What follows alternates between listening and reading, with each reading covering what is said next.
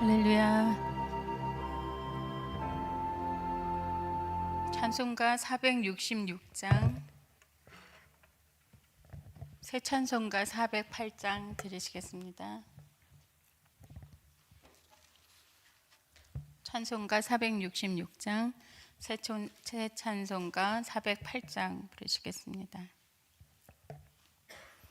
나 어느 곳에 있든지 늘 마음이 편하다. 주 예수 주신 평안아 늘 충만하도다. 나의 마음속이 늘 평안해. 나의 마음속이 늘 평안해. 악한 죄 파도가 많으나 마음이 늘 평안해. 내 마음에 솟는 영생수 한없이 흐르니 목마름 다시 없으며 늘 평안하도다. 나의 마음속이 늘 평안해. 나의 마음속이 늘 평안해. 악한 죄 파도가 많으나 마음이 늘 평안해. 참되신 주의 사랑을 늘 영원치 못하네. 그 사랑 내 맘 여시고 소망을 주셨네. 나의 마음속이 늘 평안해. 나의 마음속이 늘 평안해. 악한 죄 파도가 많으나 마음이 늘 평안해. 주 예수 온갖 고난을 왜 몸소 당했나. 주 함께 고난 받으면 면류관 얻겠네. 나의 마음속이 늘 평안해. 나의 마음속이 늘 평안해. 악한 죄 파도가 많으나 마음이 늘 평안해. 하나님 아버지 감사합니다. 이렇게 이른 아침에 저희가 달려와 주님께 아버지 주님 앞에 나왔습니다. 주님, 우리의 소원과 우리의 마음에 항상 주님을 바라보고 주님과 함께하길 원하는 그 소원을 가지고 왔사오니 주님, 우리를 받으시고 보시고 들으시옵소서. 그리고 우리의 소원이 항상 주님과 함께하며 우리의 가정과 우리의 모든 환경과 모든 여건과 모든 문제 가운데서도 항상 주님께서 주인이 되어주시고 그 모든 것보다도 크신 주님을 의뢰하며 이제 앞에 왔사오니 주여 말씀하여 주시고 말씀을 들을 수 있도록 인도하여 주시옵소서. 감사드리며 예수님 이름으로 기도드립니다. 아멘. 오늘은 계속해서 잠언 구약의 잠언으로 들어가겠습니다. 잠언 24장 함께 읽겠습니다. 교독하겠습니다. 제가 1절부터 읽겠습니다. 너는 악인의 형통을 부러워하지 말며 그와 함께 있기도 원하지 말지어다.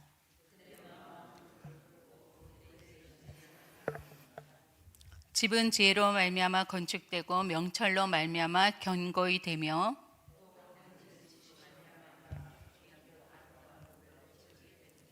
지혜 있는 자는 강하고 지식 있는 자는 힘을 더하나니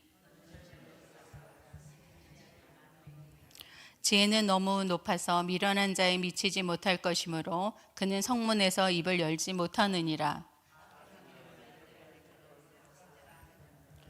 미련한 자의 생각은 죄요 거만한 자는 사람의 미움을 받느니라. 너는 사망으로 끌려가는 자를 건져주며 살육을 당하게 된 자를 구원하지 아니치 말라.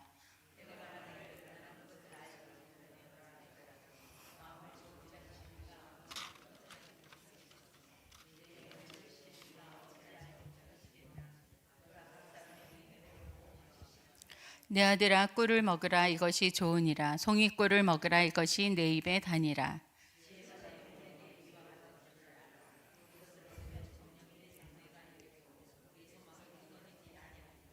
악한 자여 의인의 집을 엿보지 말며 그 쉬는 처소를 헐지 말지니라.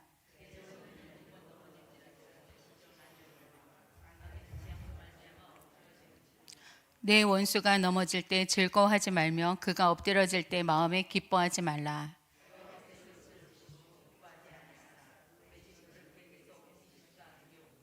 너는 행악자의 득이함을 인하여 분을 품지 말며 악인의 형통을 부러워하지 말라.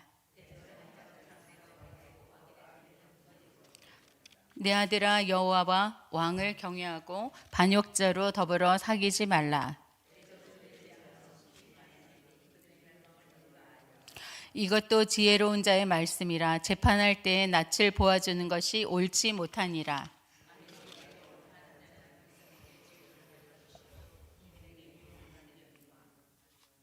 오직 그를 견책하는 자는 기쁨을 얻을 것이요 또 좋은 복을 받으리라.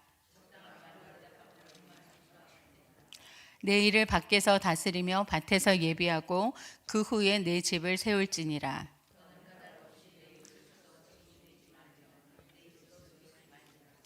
너는 그가 내게 행함과 같이 나도 그에게 행하여 그 행한 대로 갚겠다 말하지 말지니라.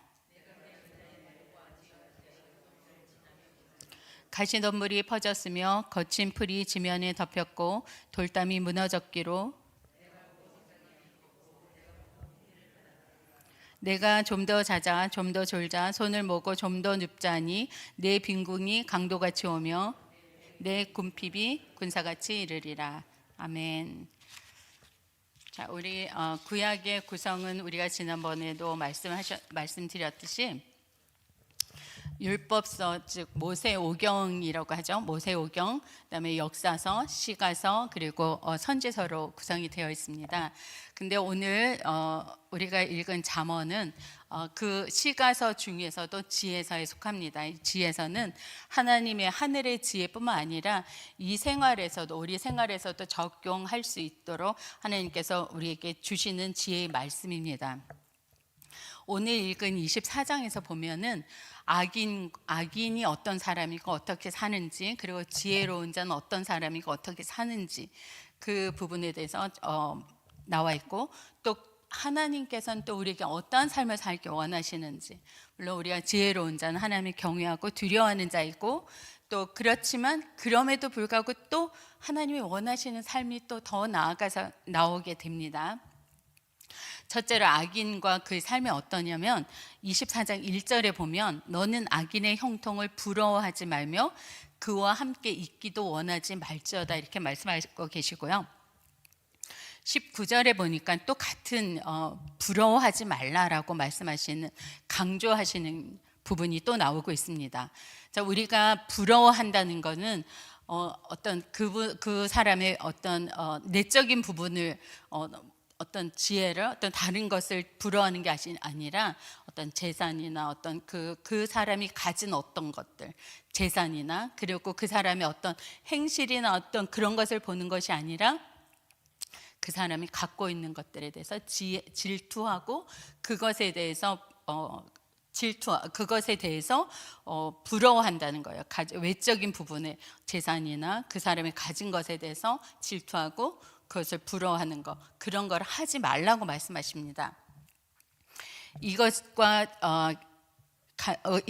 맞춰서 말씀하시는 것이 시편 1편 1절에 나와 있죠. 복 있는 사람은 악인의 길을 따르지 아니하며 죄인의 길에 서지 아니하고 오만한 자리에 앉지 않으며 오직 여호와의 율법을 즐거워하여 그 율법을 주야로 묵상하는 자라고 말씀하시는데, 오만한 자리에 앉아 그와 함께하지 말라는 것입니다. 악인과 함께하지 말라. 왜냐하면 결과가 이제 그 뒤에 나오고 있습니다. 자, 왜냐하면 2절에 보니까 그의 마음은 강포를 품고 그 입술은 잔해를 말한다고 말하고 있습니다. 강포를 품고라는 말은 강포, 아주 나쁜 생각, 나쁜 계획을 아주 이렇게 연구한다라는 뜻을 갖고 있습니다.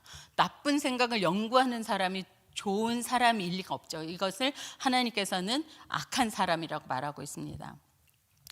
그리고 그의 마음, 그 입술은 잔해를 말한다. 제가 갖고 있는 건 개역 한글인데 잔해를 말한다, 이건 재앙을 말하고 저주를 말한다, 이런 말씀입니다. 그러니까 악인들은 그 마음에 악한 계획을 하고 있고, 그리고 악한 말을 하고 그 입에는 그저 저주, 재앙만을 가지고 있다는 말입니다. 그러니까 이것은 당연히 악한 자이죠. 그들의 마음, 그 다음에 8절에 보니까 악을 행하기를 꾀하는 자를 일컬어 사특한 자라고 말하고 있습니다. 사특한 자는 간교한 자이고, 그 입술에 아주 거짓이 가득한 사람을 사특한 자라고 말하고 있습니다. 9절에 미련한 자의 생각은 죄요 거만한 자는 사람의 미움을 받느니라, 이렇게 말씀하고 있는데요. 미련한 자의 생각이라고 말하는데, 여기서 이 생각이라는 의미는 계획이라고, 미련한 자의 계획하는 것마다 죄다, 거만한 자는 사람의 미움을 받는다, 이렇게 말씀하고 있습니다. 이것이 악한 사람들이 갖고 있는 거고, 악한 사람들은 그 안에 갖고 있는 것들이, 계획들이 다 미련하고 계획하는 것들이 다 악하다. 그리고 20절에 보니까 그런 사람들의 결과가 뭐냐, 행악자는 장래가 없겠고 악인의 등불은 꺼지리라. 자, 이런 악인들은 결국 미래 소망이 없는 사람들입니다. 결국은 지금 보기에는 뭔가 잘 되는 것 같이 보이지만 결과는 망한다라는 말씀입니다. 악인의 등불은 꺼지리라.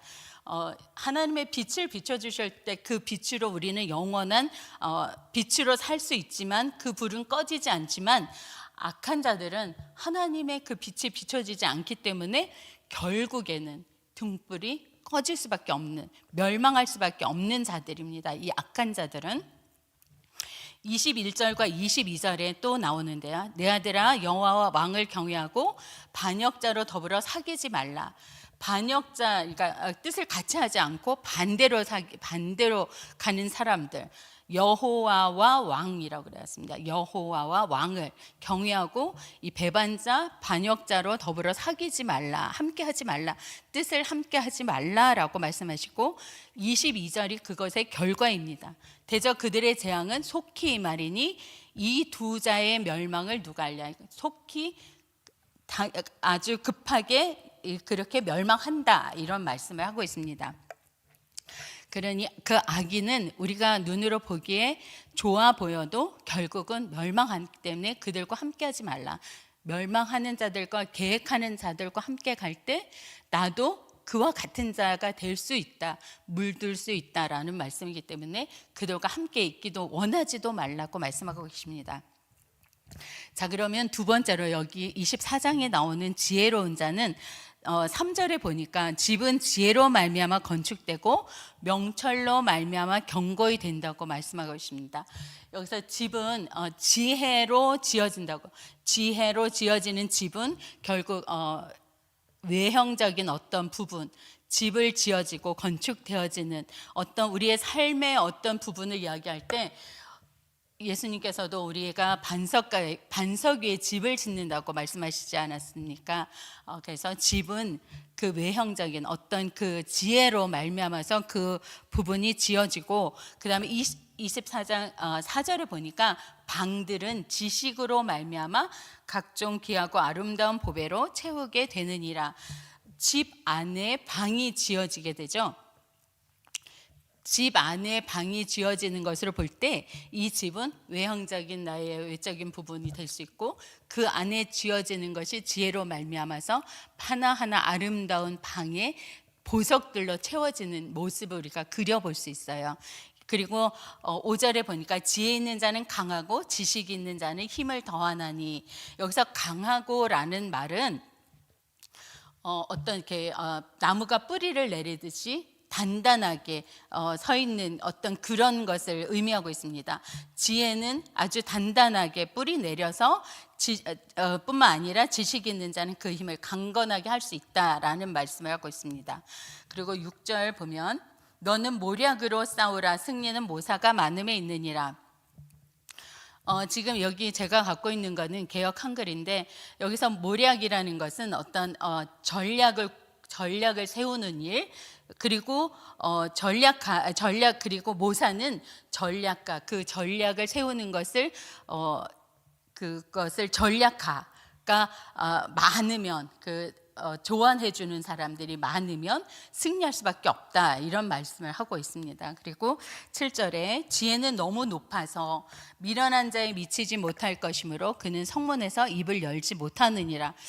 여기서 너무 높아서라는, 지혜가 너무 높대요. 지혜가 너무 높다는 것은 이게 지금 두 가지의 의미를 갖고 있는데, 높아서라는 그것은 형용사로 라모트라는 그 원어에 두 가지 의미를 갖고 있는데, 형용사로 높다, 진짜로 높은 거, 그런 거를 말하기도 하고요. 또 이때는 고대 사회에서는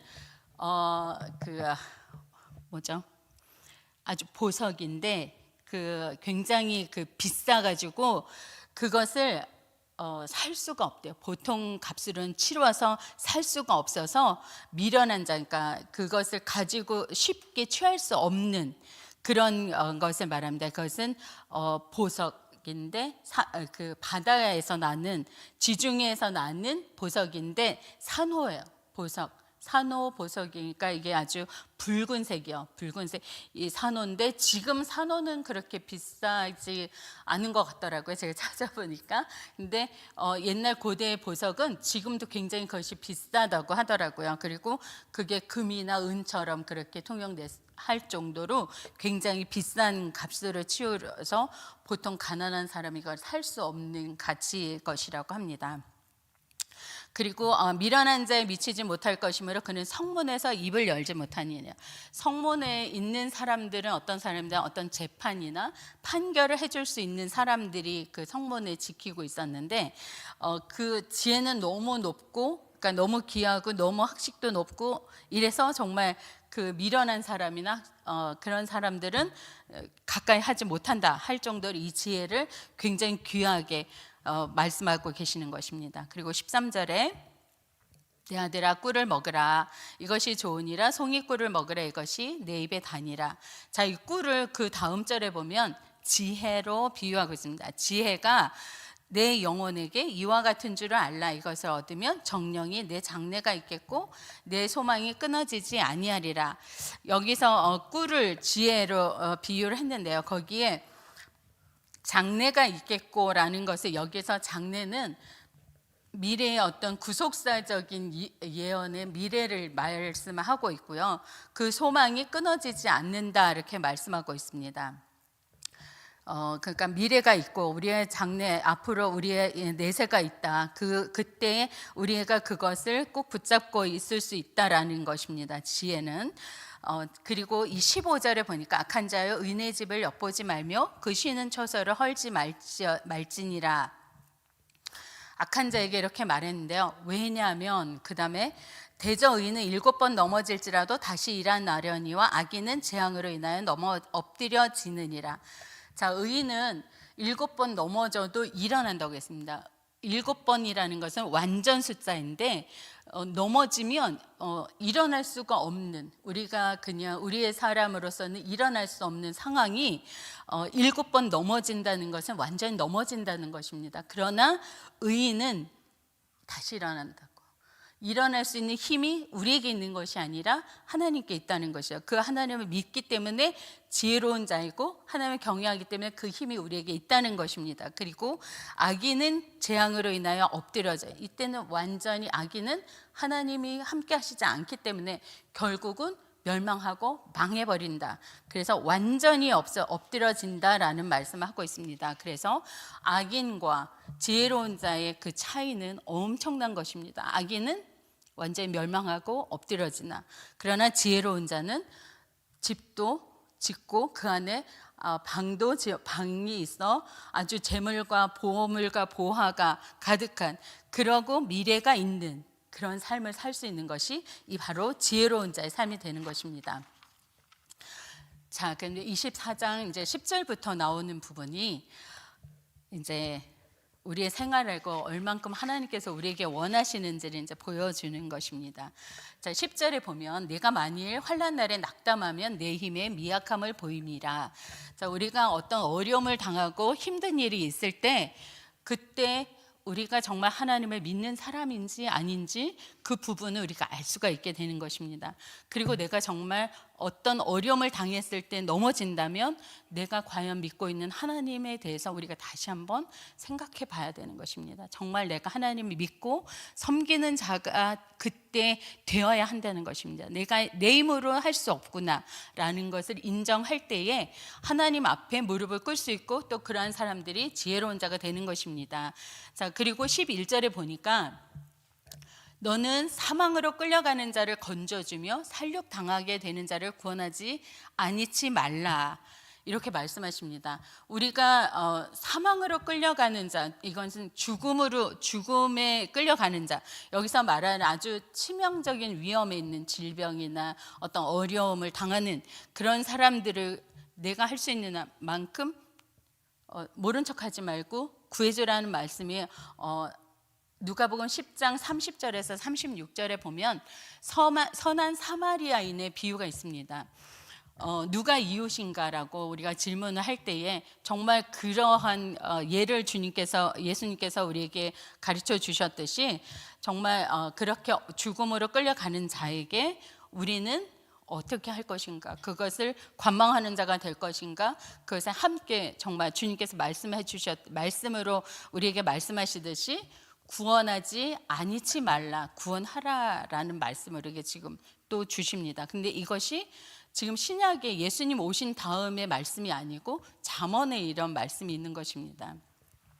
12절에 보면 내가 말하기를 나는 그것을 알지 못하였노라 할지라도 마음을 저울질 하시는 이가 어찌 통찰하지 못하시겠으며 내 영혼을 지키시는 이가 어찌 알지 못하시겠느냐, 각 사람의 행위대로 보응하시리라, 이렇게 말씀하시고 있는데 우리가 마음으로는 원하지만 그것을 할 수 없었어요라고 우리가 할 수 없다는 거죠. 그러니까 우리의 중심을 알고 계시기 때문에 내가 할 수 있는데도 하지 않는 것이 아니라 정말 내가 할 수 있을 때는 내게 주님께 구하면서 내가 하기 싫을지라도 그것을 주님께서 이런 상황에 어떻게 내가 대처해야 나가야 되는지 구해야 될 것 같습니다. 왜냐하면 주님이 나중에 물으시기 때문에.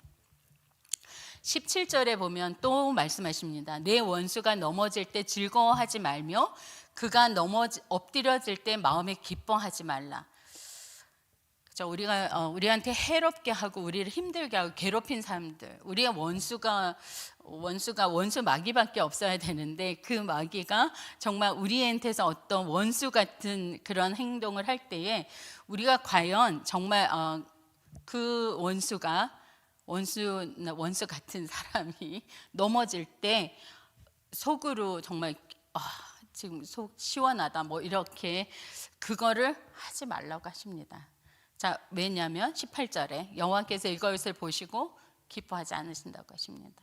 그리고 그 진노를 그에게서 옮기실까 두렵다라는 말은 정말 두려운 말씀입니다. 그 원수가 넘어진 것을 보고 내가 기뻐해서 내가 그런 일을 당할까 두려워하라는 것입니다. 이건 두려운 일이죠. 그러니까 이건 그냥 내가 그렇게 하면 안 되는구나로 끝내는 것이 아니라 절대적으로 하면 안 된다라는 것입니다. 왜냐하면 그것이 내게로 올 수도 있다라는 이야기입니다. 자, 그리고 28절에 보면 너는 까닭 없이 28절에 너는 까닭 없이 내 이웃을 쳐서 증인되지 말며 거짓 증거하지 말라는 거죠. 내 입술로 속이지 말라. 29절에 너는 그가 내게 행함같이 나도 그에게 행하여 그 행한 대로 갚겠다 말하지 말지니라. 이것이 28절과 연결이 되어 있는지는 여기서 보면 연결이 되어 있는 것 같기도 해요. 그러나 이것은 뭐냐면 내가 그 사람이 나한테 정말 잘못했고 나를 힘들게 한 앞에 원수가 넘어질 때 즐거워하지 말라고 말씀하신 그 말씀과 연결이 돼서 나한테 정말 원수 같은 짓을 할 때에 그 사람이 행한 거를 나한테 거짓말하고 나한테 잘못한 것을 나도 너한테 그렇게 할 거야. 나도 두고 보자. 이런 말. 우리가 이렇게 말씀하실 때 우리가 굉장히 주의를 해야 될 것이 심판자는 오직 하나님 한 분이시라는 것이요. 그리고 히브리서 10장 30절에 보면 원수 갚는 것이 내게 있다. 내가 갚겠다. 원수는 내가 갚겠다 이렇게 말씀하고 계시니까 우리가 당신이 나한테 한 것처럼 내가 그렇게 나도 너한테 그렇게 갚을 거야 이렇게 하지 말라고 말씀하십니다. 그리고 원수를 사랑하라고 말씀하시는 말씀처럼 저도 이 말씀을 읽으면서 참 놀라웠던 것은 예수님께서 말씀하셨고 예수님께서 우리에게 지금 원수를 사랑하라고 하셨고 주님께서 우리를 위해서 죽으셨는데 정말 그 은혜로 인해서 우리는 우리가 용서할 수 있는 그것이 내가 용서받은 자였고 내가 그러한 용서를 받았기 때문에 나는 할 수 있다라고 나는 그렇게 해야 된다라고 하는 삶을 사는데 잠언에 이런 말씀이 있다는 것입니다. 잠언에서부터 벌써 주님이 말씀하신 예수님께서 말씀하신 그 말씀이 잠언에도 있다는 것입니다. 그가 내게 행한 같이 나도 그에게 행하여 행한 대로 갚겠다 이렇게 말하지 말라. 원수 갚는 일은 내게 있다 이렇게 말씀하시고 이웃을 사랑하는데 정말로 내 몸같이 사랑하라 하신 말씀처럼 내가 그렇게 안 할 수 있는 이유는 주님 때문에 우리는 너무나 행복한 사람들인 것 같습니다. 왜냐하면 우리는 용서받은 자이기 때문에 그 용서로 인해서 이 걸음을 걸어갈 수 있기 때문에 지금 이런 말씀을 잠언의 그 구약의 그 분들이 정말 이 말씀을 들으면서 이렇게 할 수 있었을까? 우리는 정말 행복한 사람들이다. 왜? 예수님이 우리의 죄를 용서하셨던 것을 우리는 경험한 자들이고 그 은혜를 입은 자들이기 때문에 이것을 주님의 말씀만 기억한다면 어느 때든지 그러면 이 말씀을 적용할 수 있다라는 생각이 들었습니다. 그리고 23절, 24절, 25절, 26절, 27절 뭐 쭉 나오는데요. 지혜로운 말씀 정말 악한 사람들한테 옳다. 요즘은 뭐 악을 선하다, 선을 악하다 뭐 이런 시대가 벌써 왔기 때문에 너무 어려운데요. 정말 우리가 이때 정신을 차리고 정말 주님께서 우리에게 무엇을 말씀하신지 잘 알아들어야 될 것 같습니다. 그리고 그 후에는 우리에게 어떻게 살아라 말씀하실 때 우리가 예수님의 말씀과 예수님을 꼭 우리 안에 모시고 있다면 이길 수 있고 또 마지막에 보면 게으른 자에 대해서 나옵니다. 게으른 자의 결과가 게으른 자의 모습이 33절과 34절에 보면 게으른 자의 모습입니다. 내가 좀 더 자자, 좀 더 졸자, 손을 모으고 좀 더 눕자 이것이 게으른 자의 모습입니다. 그렇다면 그렇게 되는 결과가 빈궁이 강도같이 오고 곰핍이 군사같이 이르리라. 그래서 강도라는 것은 여행자라는 말을 또 사용하는데요.